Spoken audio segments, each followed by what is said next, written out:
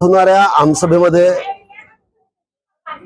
COP नगरसेवकांचा विषय घेण्याकरता त्यांनी मागच्या वेळेस हो म्हटलं होतं आणि 3 जुलैची आमसभा स्वतः महापौरांनी रद्द केली। तेव्हा मी महापौरांना म्हटलं होतं की 4 लाख लोकसंख्येच्या शहराचे महत्त्वपूर्ण विषय आपण आमसभा रद्द केली। पण त्यानंतर त्यांनी सांगितलं की आम्ही स्वीकृत नगरसेवकांचा विषय पुढच्या वेळेस घेणार आणि कायद्यानुसार घ्यावा लागतो। कायद्यानुसार आमसभा रद्दही करता येत नाही, ती पुढे ढकलू शकतो आणि जो अजेंड्यामध्ये विषय ते पूर्ण समोर घ्यावा लागते।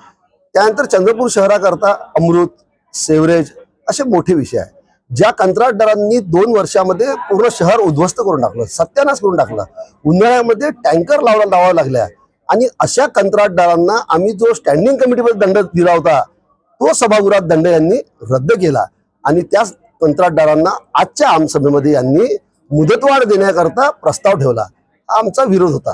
भारतीय जनता पक्ष, शिवसेना आमची युती आहे, आम्ही इथे विरोध केला या विषयाला। भाऊ आहे की नगरसेवक विकासाला विरोध करतात आणि गोंधळ घालतात।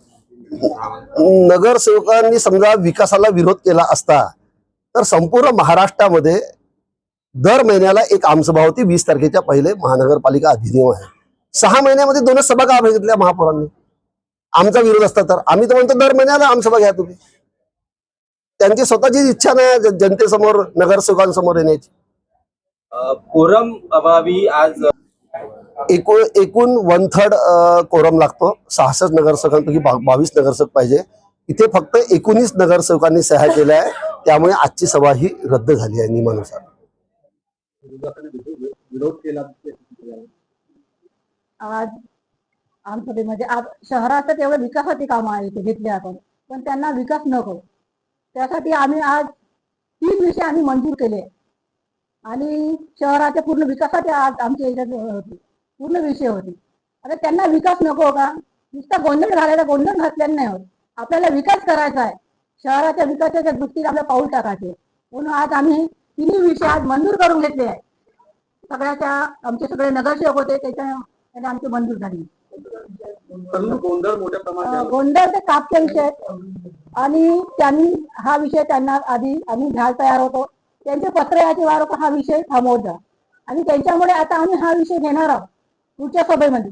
त्यांना सांगितलं का आपण घेणार आहोत, तुम्ही थांबून जा, पण आम्हाला आता एवढे विषय आपले अजेंडावरचे आपल्या शहराचे विषय घ्यायचे आहेत। स्वच्छतासाठी आम्ही लेबर कामगार वाढवून देणार होतो आम्ही नगरसेवकांना आणि सगळे विषय आपल्या शहराच्या विकासाचे होते, पण त्यांनी गोंधळ घातला।